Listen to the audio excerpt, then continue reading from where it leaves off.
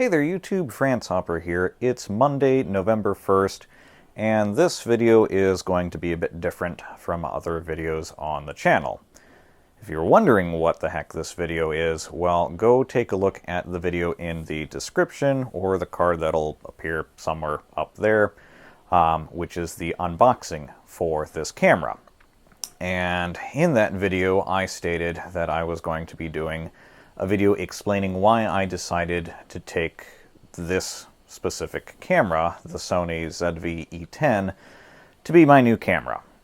There are definitely some quirks with it, one of them being that the remote for this, compared to my Alpha 6300, is quite a lot larger because it's this, which is an entire tripod, because no, having an IR remote like literally every Alpha before this, that would have been easy. So now I got a Bluetooth tripod. That's ridiculously expensive, but hey, it's a Sony. You know, I knew what I was buying into. That said, why this camera? Why am I getting rid of the 6300, which is in the bag back there? Well, I'm not entirely getting rid of that camera. That's going to be my camera for still photos instead, because it does a pretty good job with those. But for video, it's been a gigantic pain in the butt for the last 5 or so years that I've had it. When it first came out, which is when I bought it, I don't think I bought it immediately after release, but pretty shortly after release, you know, it was hailed as being a great camera. It has very quick focus and everything, and it took very good photos. And the video on it is 4K super sampled from 6K, which is exactly what this camera does as well. Which is great if you have a memory card that is fast enough to handle that. I've gone through 5, 6 memory cards now, and thinking that I had a memory card that still wasn't fast enough for it, so went out and got Sony's $100 Sony Tough SD card, thinking, all right, maybe I need that extra 50 megabytes a second write speed that would give me over the Lexar memory card that I had instead. Nope. Still had a problem where the video would get these kind of color bars going on. And it's something that I've been dealing with for so long now that it just makes shooting video with that camera a huge pain. Because once it starts doing that, that's it. I'm out for about half an hour while I have to let the camera cool off. And so as it turns out, you know, a few years after people having this camera, you start seeing all these complaints online of, hey, my camera is constantly overheating. It's shooting off. I have all this video distortion going on. What the heck, Sony? So Sony came out. They released a firmware update that would let you run the camera at a higher temperature, thinking that would fix it. And while it does let the camera run longer, right at the 10-minute mark on the dot, I would start having problems with it, where the image would start getting distorted, and I'd have to cut, and I'd have to sometimes swap out the battery, let it sit for half an hour. And when you're trying to shoot a video that's, you know, not even half an hour long, I can't deal with that. And so I started looking for something else. And I've been happy with Sony for several years now. I've had a DSC H55, I've had the Sony X5, I've had that, the 6300, and now we're here, the ZV-E10. This, I'm really hoping, since it's built to be a video-specific camera without being, you know, a huge Sony camcorder, that this will get the job done without overheating and without having all the problems that I have with the 6300. This, again, shoots 4K from oversampled 6K. The first version of this camera, which was a fixed lens camera, the ZV-1, all the big media reviewers out there called it a parts bin camera, where Sony took a lot of the stuff from their best-selling Alpha line and just smashed it together into this compact camera that didn't cost $2,000. And that's just for the base. That's not including the lens. That's just the camera. $2,000. That I would love to be able to afford, but I can't. You know, yes, I'm a YouTube partner. I make ad revenue. I make, in a good month, $15 a month. On average, I'm getting about $13 a month. And YouTube won't let you pay out until you hit $100 of ad revenue in AdSense. So I get a paycheck from YouTube maybe once a year. So, that said, this video is going to serve as kind of both why this camera and also some updates on the channel. I don't like doing update videos, but I did the math recently and I kind of regret doing it. If my math is correct, and if the dates on YouTube are right, next year, in July, I will have been on YouTube for 15 years. I don't think I've been uploading videos that whole time. I'd have to go back and, look at my original video, which I probably should have done before shooting this, but oh well. But 15 years, that's a really long time. And not only is the channel turning 15 next year I turn 30, which I'm not entirely happy about, but I'm turning 30 next year in September. The channel turns 15 in July next year, which means, for better or worse, in one way or another, half of my life has now been documented on YouTube, which is kind of freaky to think about. And it got me thinking, what the heck do I want to do with this channel anyway? This channel has been going since before Google owned YouTube. Let that sink in for a moment. Google did not always own YouTube. When I joined YouTube, YouTube was an independent company, and Google had its own thing, Google Video, which obviously wasn't doing great, and so they bought YouTube.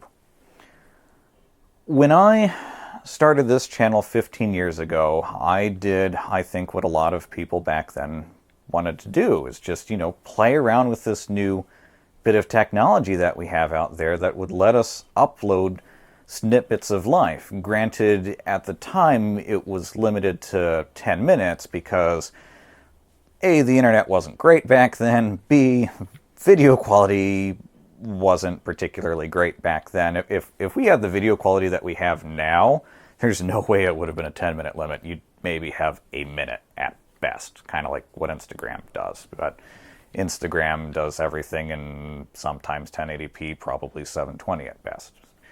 There's a whole nother video I could maybe do someday on, video codecs and technology and how things have changed over 15 years. I'm not an expert in it, but hey, if you want to hear a video about that, drop it down in the comments and maybe I'll do it. But this channel arguably has turned into an unboxings channel.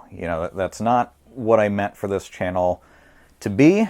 It's not what I really want it to always be. I'd like for there to be a bit more of a variety of content on here, but let's face it, unboxings are easy. They're pretty cheap, pretty quick content for the most part, and My Do in a Box, for better or worse, accidentally has become the only predictable recurring series that I've done on here.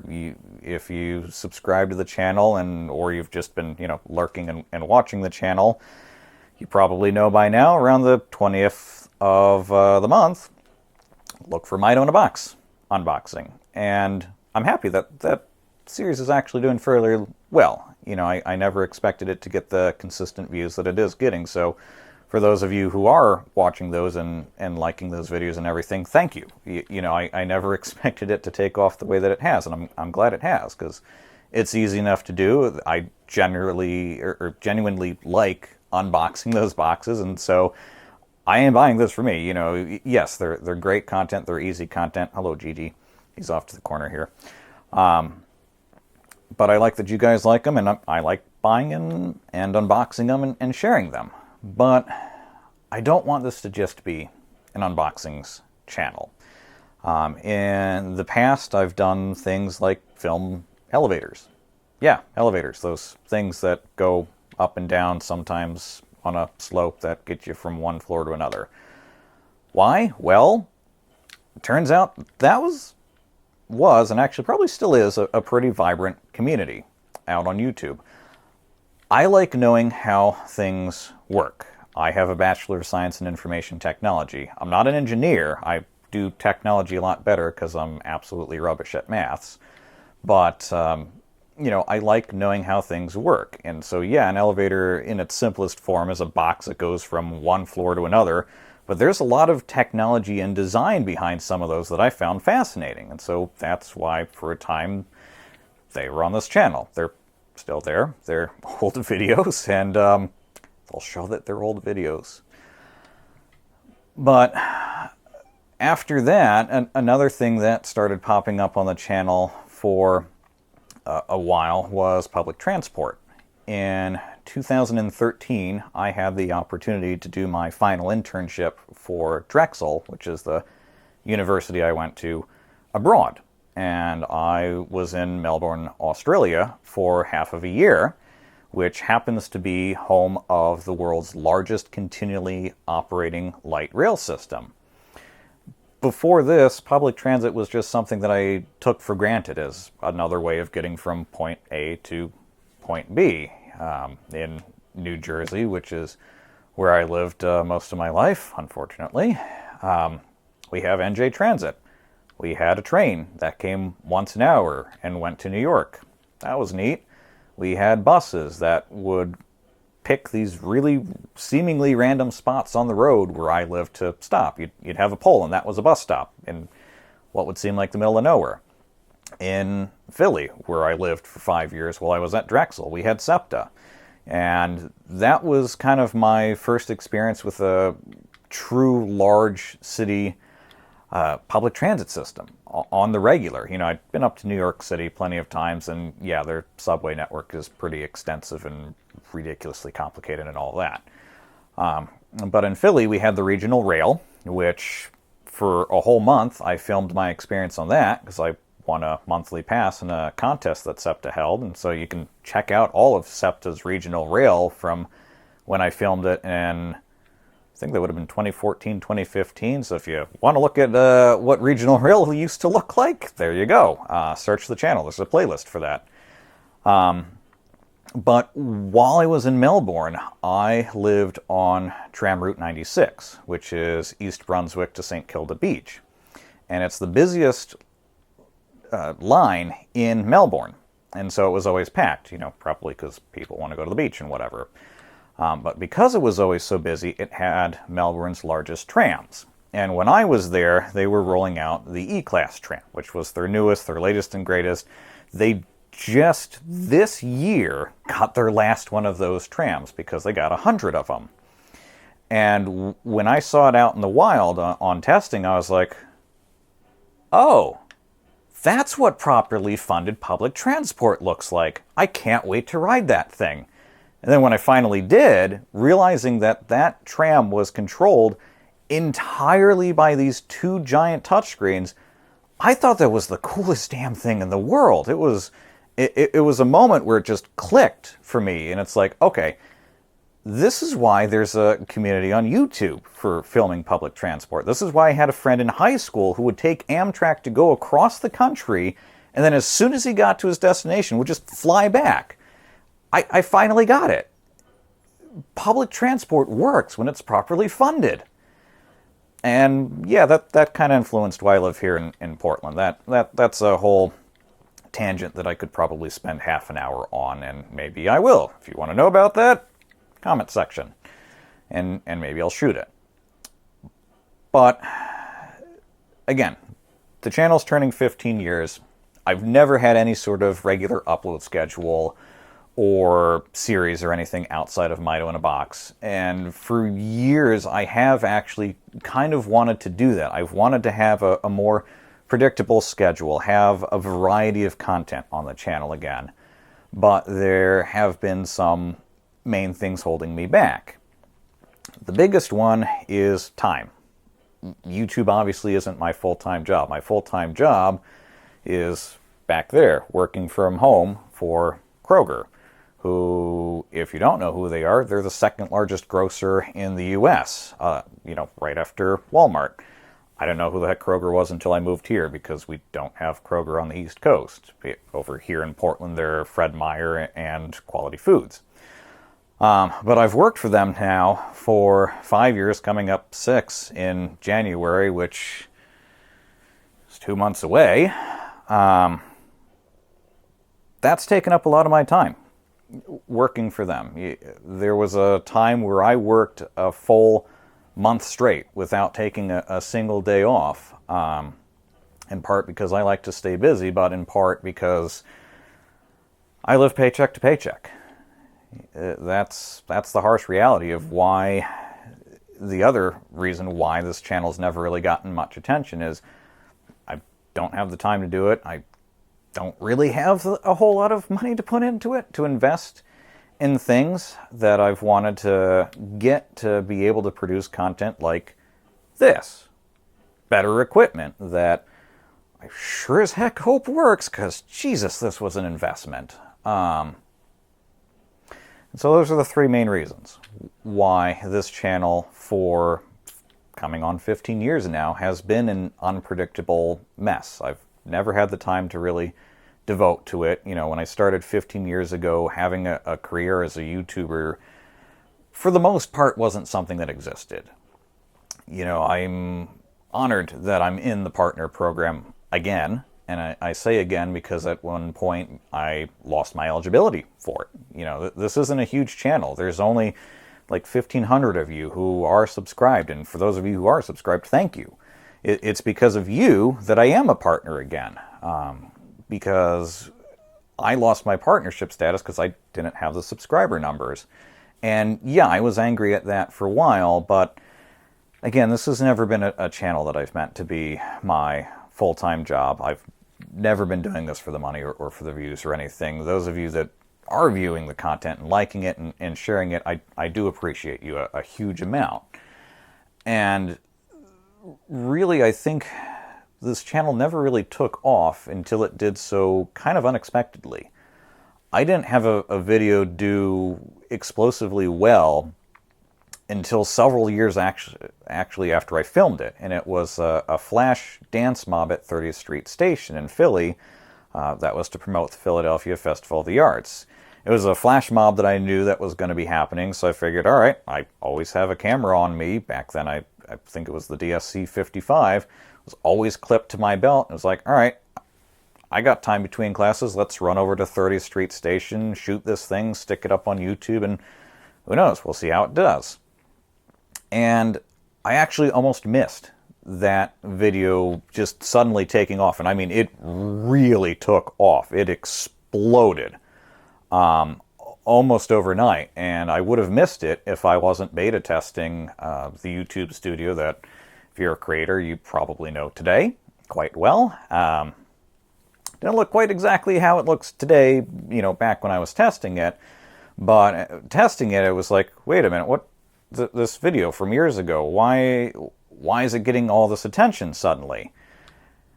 And so I would play around in YouTube Studio trying to figure out what was going on, and I couldn't. So that was a big thing that I shared back to Google, saying, hey, this new UI, it's great and everything, but I'm still having to go to Google Analytics to figure out what's working with this video. Now they've made some huge improvements with YouTube Studio to figure out why something does well. I have some ideas as to why the Mito in a Box videos do well, and I think a lot of that comes down to timing and that consistency in timing. One of the things that if you ever go through YouTube's Creator Academy, they'll teach you the timing of your video upload doesn't matter. For the most part, that's true, but they will tell you, stick to consistent upload schedule, and now we have that. Again, look around the 20th of the month for one of those videos. But as far as what time of day it goes up allegedly doesn't matter, that's partially true. But I can tell when I blast a video out on Twitter, especially for Mito in a Box, depending on when I do that, it's going to get a lot different traffic for a while based on when I do that. So, yeah. long video, long rambling video that this has turned into. We're just at 20 minutes, so it's probably time to wrap up on this. I got this camera because the channel's turning 15 years old, and I want to devote a bit more time to it than I have in the past. I want it to be a bit more predictable. I want it to have a variety of content, and to do that, I've needed free time, which I have now because of the position I'm in at Kroger. I'm done working for the day at 3:30 p.m. Portland time, which gives me, the afternoon to do things. I have weekends off because I'm not doing overtime because it's not offered for one, and for two, I don't necessarily need it as much anymore. But, having equipment to really do what I'd like to do on YouTube and having the money to get that equipment has been a challenge. But it's something that I've slowly been ramping up in anticipation of the channel turning 15, in anticipation of hopefully getting you all some more content to look at, and something more than just a Mito in a box video every month. But if you like those, great. I love that you like them. Thank you. I hope that you may like a larger variety of content that hopefully I'll be able to start bringing about now that I have some more of the hopefully right equipment. I got the really expensive tripod for this, in part because it's a remote, and in part because, this is a lot easier to carry around and have the camera out at a distance if I want it than, say, the tripod that this actually is on. This is cheaper than a gimbal. It's not a gimbal, but it's better than just bouncing the camera around on my own. This does have an active steady shot, but it's, software steady shot. There isn't an actual mechanical part in there to stabilize the video, and so video gets cropped and stuff. I mean, I can throw some of the metadata for that into Final Cut Pro, and Final Cut will stabilize it, but it's still cropping video and stuff. This probably doesn't make sense to a lot of you if you haven't edited with video, and I'm not an expert in editing video by any means. Yes, even after 15 years of YouTube, I still don't know how to edit video that great. I cut everything myself. I edit it all myself. Yeah. So that's why this camera. I'm happy that it doesn't seem to have been having the 10-minute problem that the 6300 has. This looks like it's still recording. Obviously, I'll find out in post when I go to edit it to see if it is actually okay. Got some toys to play around with this because this has a lot of features that I'm looking forward to testing out, like a product showcase, background defocusing and stuff. And why don't we cut to a little test video of that, and also kind of test out the microphone built into this. So here's some test footage with the screen flipped out so that it faces me. I have the camera on Sony's $100 Bluetooth tripod. This guy, the ZV-E10. Sony likes some crazy names. I have auto eye focus turned on, so it is picking up one of my eyes to track and do focusing based on that. But now there's also this trickery with the scene defocus button that if I click, it's on defocus, which is supposed to blur the background and stuff, and now if I click it again, we go to clear, which I would say puts the focus on the background and makes me a heck of a lot darker. Granted, I'm shooting this pretty late at night. The only light going on is really, what you see behind me. That's a light strip I got at the TV. Then I got a lamp off to the side here, which actually that's pretty crisp. That's probably some pretty true looking, lighting. And if I hit that again, now we're back to defocus. And if I hit the toggle mode button doobly-doo, now it turns off all its fancy focusing shenanigans and goes back to default. Also, this is using the built-in microphone on it, so we'll see how the audio quality on this little clip is. And I turned off steady shot so that it doesn't really,